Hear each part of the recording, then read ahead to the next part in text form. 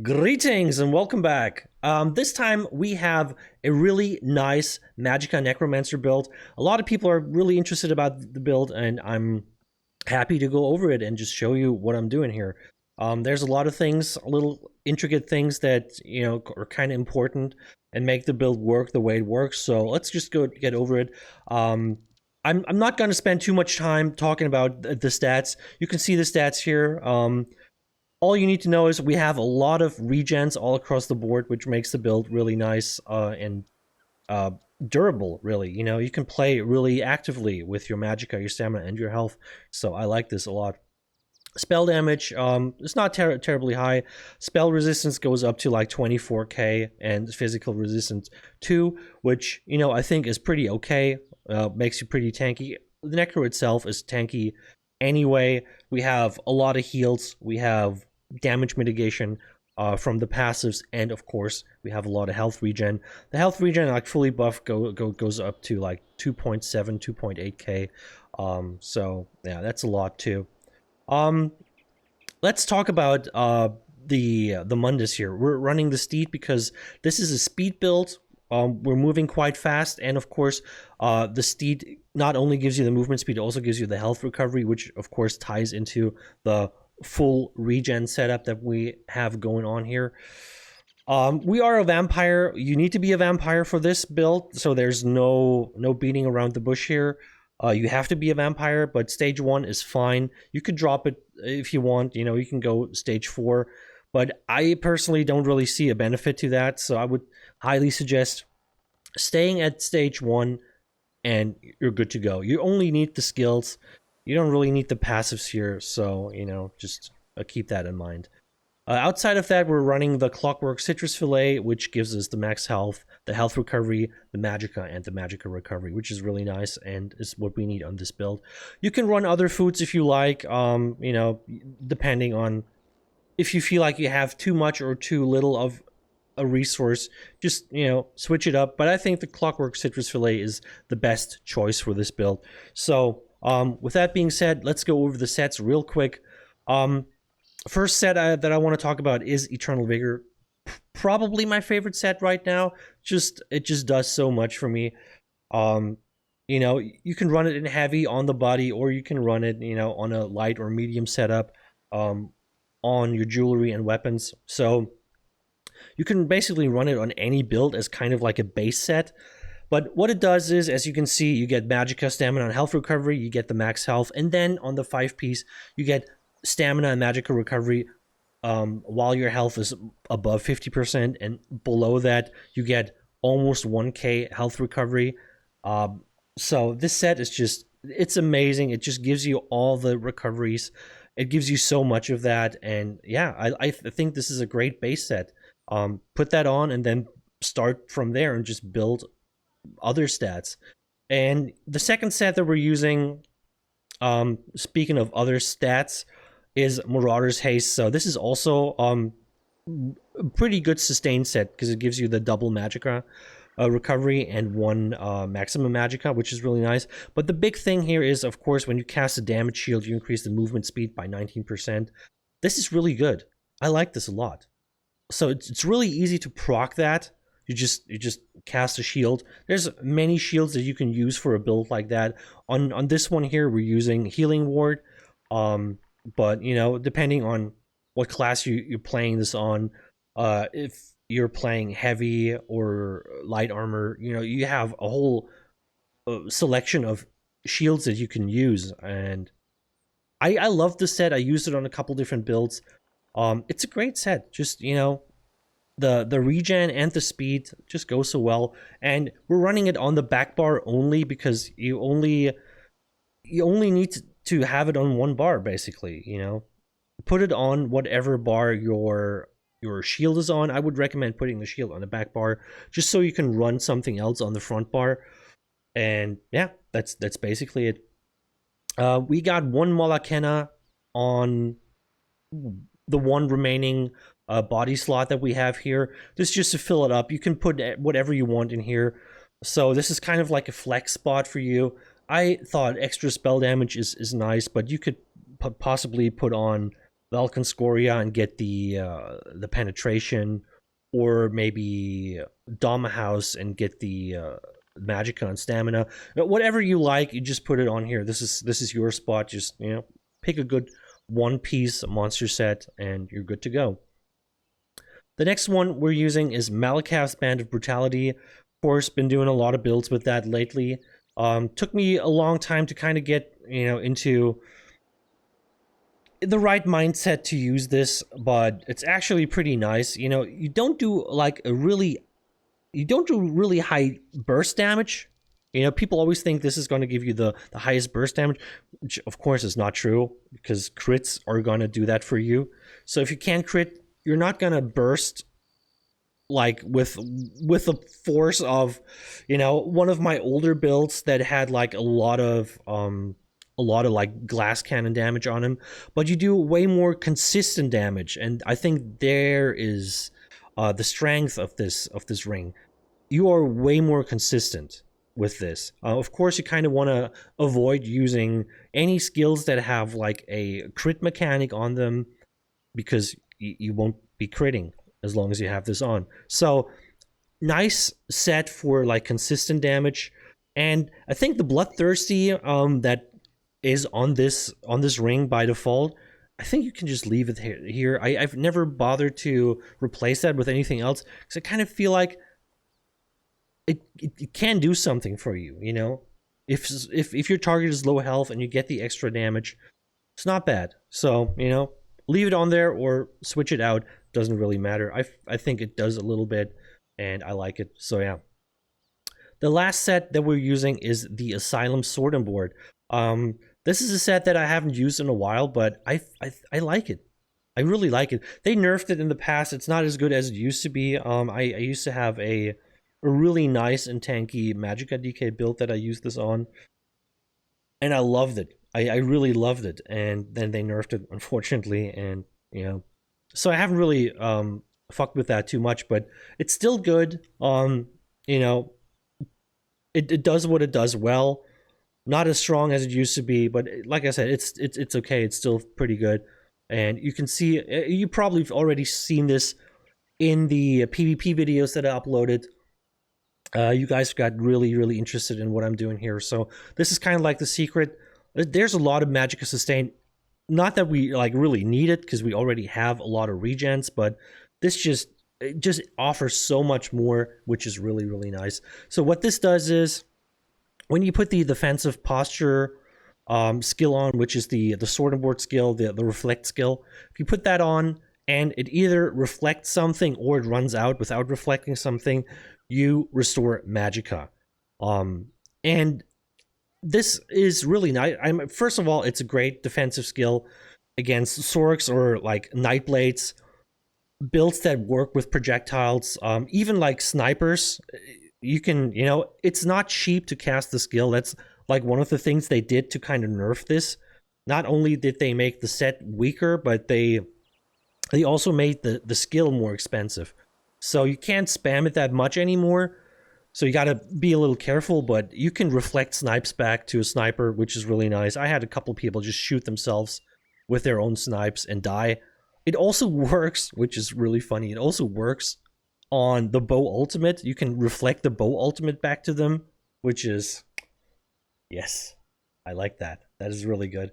And yeah, so one thing that you can do with this is, let me show you real quick. Because you can get Magicka back. Because you can get Magicka back from this thing when it runs out, or if something hits you. Like, if I'm in mist form, I can't have Magicka recovery, right? My Magicka recovery is cut off when I'm in mist form. So eventually I'm gonna run out of Magicka here if I'm misting around. There's a way to circumvent that. So I can just use this and then go in mist form, and if someone hits me or it runs out, it gives me Magicka back. So I can just, you know, swap back and forth between this skill and my mist form, and basically just mist forever, while also reflecting projectiles, potentially. So this is a good way to maintain your Magicka but it also works, of course, if you're not mistforming. I would say if you have full stamina, or let's say you're like above 70% stamina, it never hurts to use the skill. Just put it on.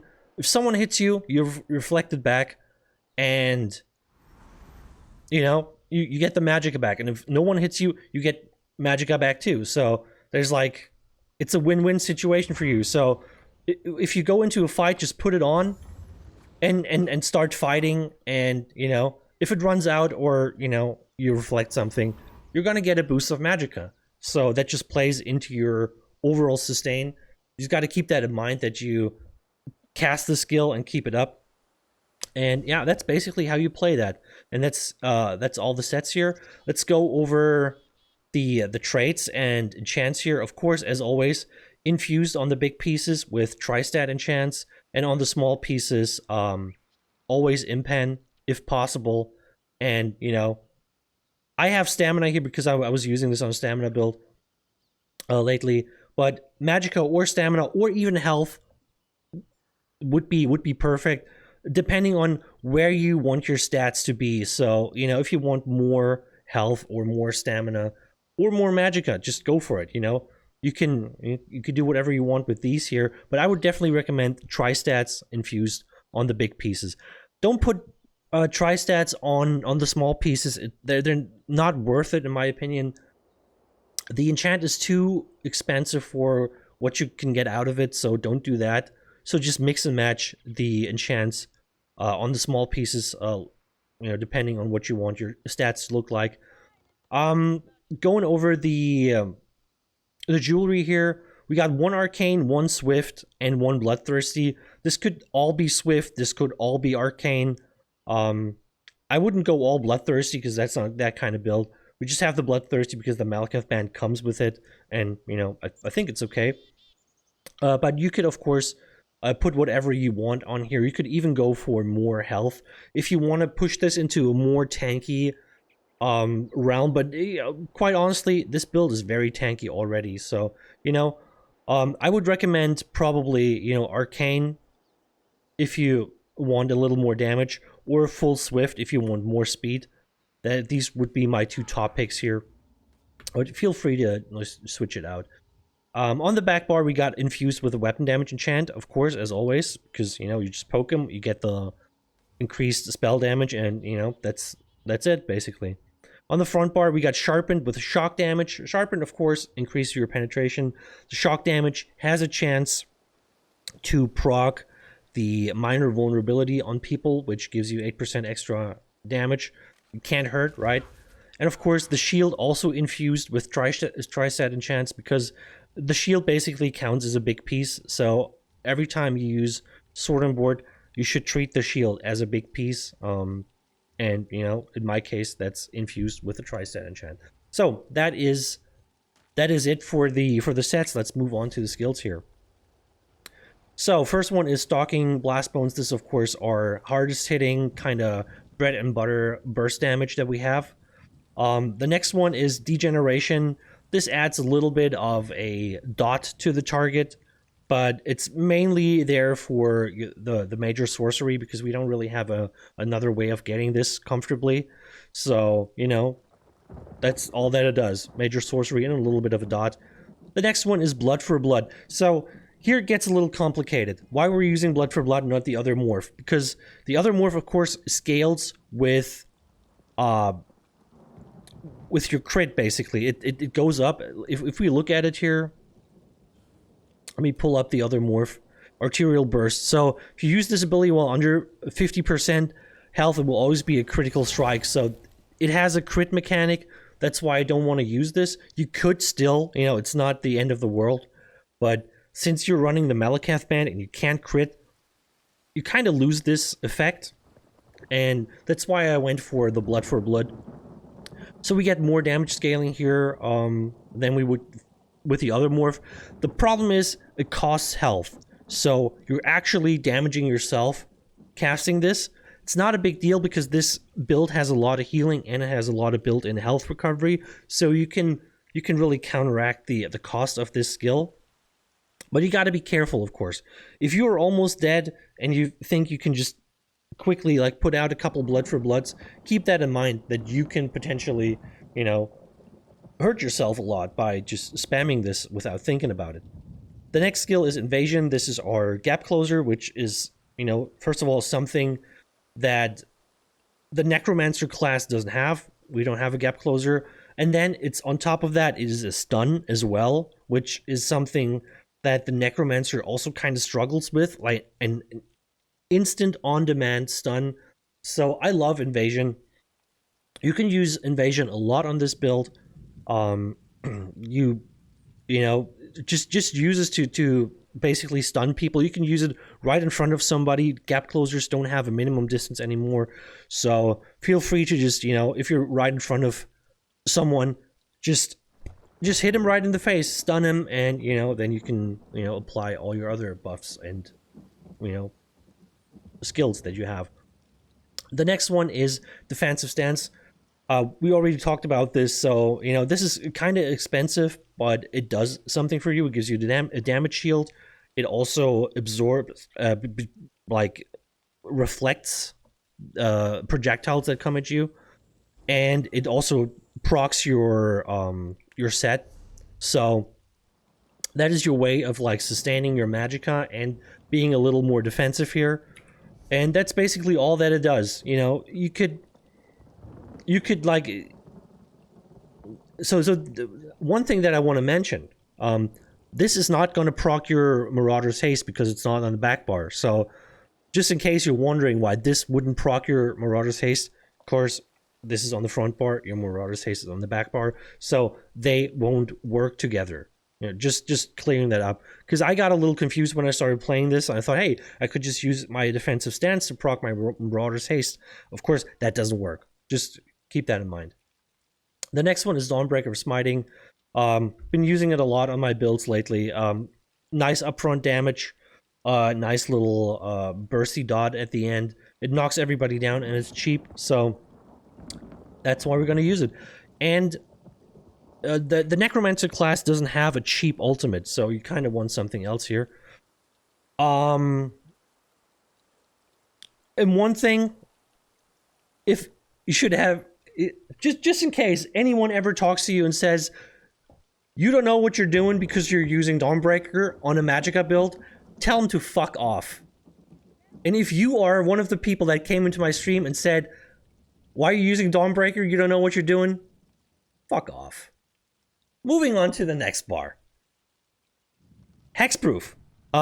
So this is your cleanse. You can potentially skip this if you don't want to use it because it also costs health.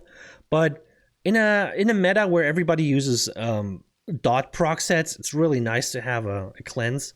So that's basically all that it does. It just removes 4 effects. And it costs health. It doesn't cost much health. Like on this build, it doesn't really matter, you know. But if you really don't feel like comfortable using this, put something else there. It's not a big deal. The next one, Beckoning Armor. This is your armor buff, and it will pull people to you when they hit you with a projectile. So a little bit annoying for some people. But yeah, that's basically all that it does. Next one, Healing Ward. We talked about this. This is the, you know, this is your, like, one of your heals, but it also procs your Marauder's Haste set. So that's all that it does, basically, you know. It's not an amazing shield. It's not an amazing heal, but it helps because, you know, we get a lot of heals from our Spirit Guardian. We get a lot of heals from just our health regen in general. We also, of course, have the Panacea when it goes like really badly here, and you just really need a lot of heals. But this, of course, it supports you quite well in combination with the Spirit Guardian. That's a decent amount of healing. Like I said, it's mostly for proccing your speed set, but you know, the heal is not too bad. The next one, Elusive Mist, of course, gives you major expedition, makes you really tanky. You can't be CC'd, so that's pretty nice. It's a channel now, a toggled channel basically, so you can leave this running as long as you have Magicka, which is really nice. I like this a lot. And like I said, the little trick that I showed you, you know, you put the sword and board shield on, you go into mist form, it expires, and that gives you Magicka back while you're in mist form. And that way you can really stay in mist form basically forever if you do it right. So yeah, just keep that in mind here. The last one is Spirit Guardian, which is, you know, it does a couple things. It gives you a heal, it absorbs 10% of the damage, and it will also proc your passive that gives you extra regens on this build. So keep that up at all times, even if you're not in combat. Your Spirit Guardian should always be running. So, you know, and I mean, it runs for 16 seconds, so the fact that it costs over 4k is not really a big deal if you only have to cast it every 16 seconds. So, yeah. And like I said, Panacea here. If you want to morph this, let me show you.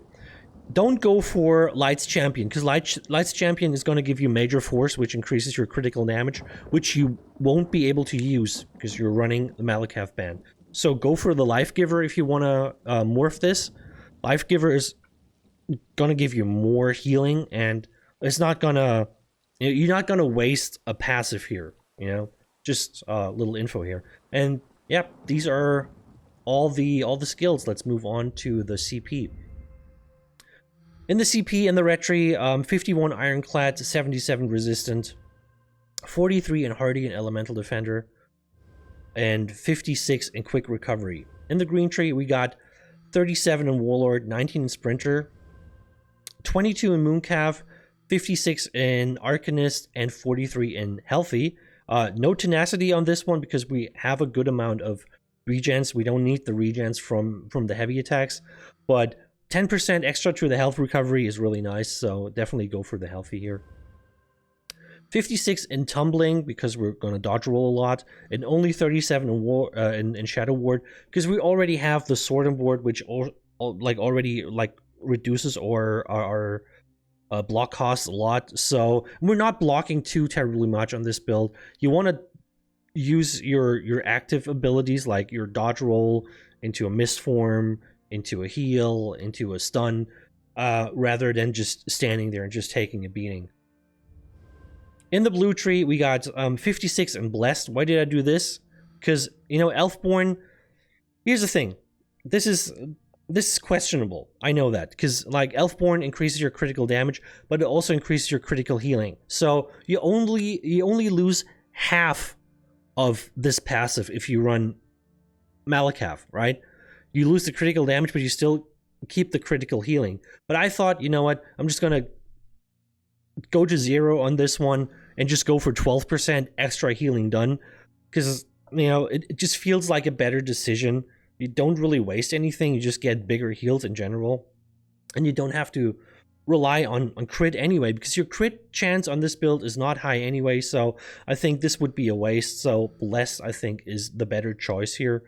Then we got 56 in Elemental Expert, 77 in Spell Erosion, 81 in Mastered Arms, and nothing over here. You know, because we're not really working with damage over time. Really, we only got like 1 damage over time, really. And it's not going to hit hard anyway, so, you know, no Thaumaturge. Just go for the Mastered Arms. Nice bursty damage for your Dawnbreakers and your Blast Bones, basically. And yeah, that's basically it, guys. I hope you enjoyed the build. I hope you give it a try. It's like, honestly, it's immensely fun to play. It's really strong. It's tanky. There's a lot of sustain. And just the way it works with the Gap Closer and the Reflect Shield, just so nice. Give it a shot, guys. Let me know what you think. And yeah, other than that, just, you know, like, comment, and subscribe, and I'll be back with another build video pretty soon. Take it easy, guys.